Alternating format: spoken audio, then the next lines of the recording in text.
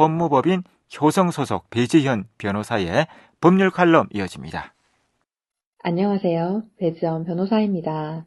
오늘은 친족 간의 재산범죄에 대해 형을 면제하는 것을 주요 내용으로 하는 친족 상도례에 대한 헌법재판소의 판결을 살펴보겠습니다.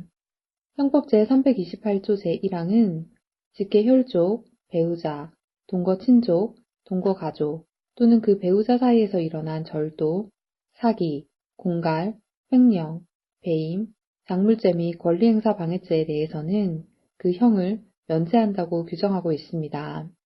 이러한 규정은 과거에는 가까운 친족 사이의 재산을 공동으로 관리 사용하는 경우가 많아 친족 간 벌어진 재산 범죄에 대해서는 가족 내부의 결정을 존중하고 국가 형벌권이 간섭하지 않는다는 취지에서 1953년 형법 제정 시에 도입된 것입니다. 그러나 시간이 흐르면서 친족에 대한 인식이 바뀌었고 친족 사이에 벌어지는 재산 범죄도 증가하면서 친족 상도례 조항을 폐지해야 한다는 비판이 제기되기 시작했습니다.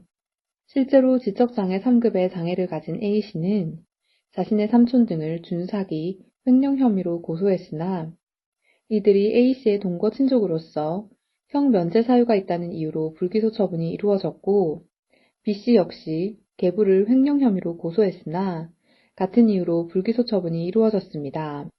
B씨는 재정 신청을 통해 형법 제328조 제1항에 대해 위헌 법률심판 제청을 신청하기도 했으나 이 역시 기각되었습니다. 이에 A씨와 B씨는 각각 헌법소원 심판을 청구했습니다.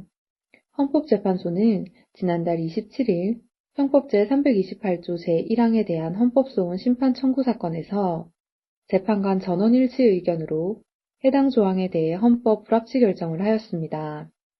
따라서 이 조항의 적용은 즉시 중지되었으며 2025년 12월 31일까지 국회에서 해당 조항을 개정하지 않으면 효력이 상실됩니다.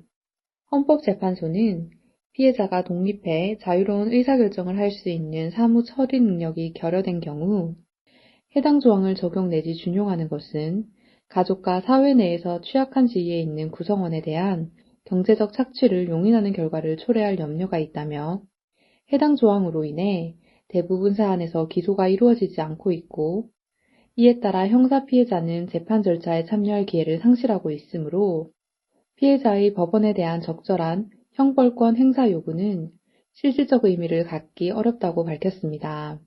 헌법재판소는 결과적으로 해당 조항은 피해자가 법관에게 적절한 형벌권을 행사해 줄 것을 청구할 수 없도록 한다며 이는 입법 재량을 명백히 일탈해 현저히 불합리하거나 불공정한 것으로서 형사 피해자의 재판 절차 진술권을 침해한다고 판시하였습니다.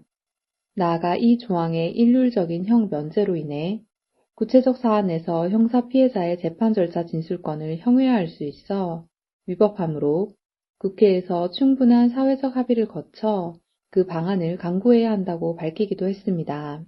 반면 헌법재판소는 형법 제328조 제2항에 대해서는 합헌으로 결정했습니다. 해당 조항은 직계 혈족, 배우자, 동거 친족, 동거 가족 또는 그 배우자 이외의 친족 사이에서 일어난 재산 범죄에 대해서는 고소가 있어야 공소를 제기할 수 있다고 규정하고 있습니다. 헌법재판소는 해당 조항은 고소를 소추 조건으로 규정해 피해자의 의사에 따라 국가 형벌권 행사가 가능하게 한 것으로서 형사 피해자의 재판 절차 진술권 침해 여부가 문제되지 않는다며 형벌 조각 사유를 정한 제1항과는 구분된다고 판시하였습니다. 오늘은 헌법재판소의 친족 상도례 헌법 불합치 결정에 대해 살펴보았습니다. 감사합니다.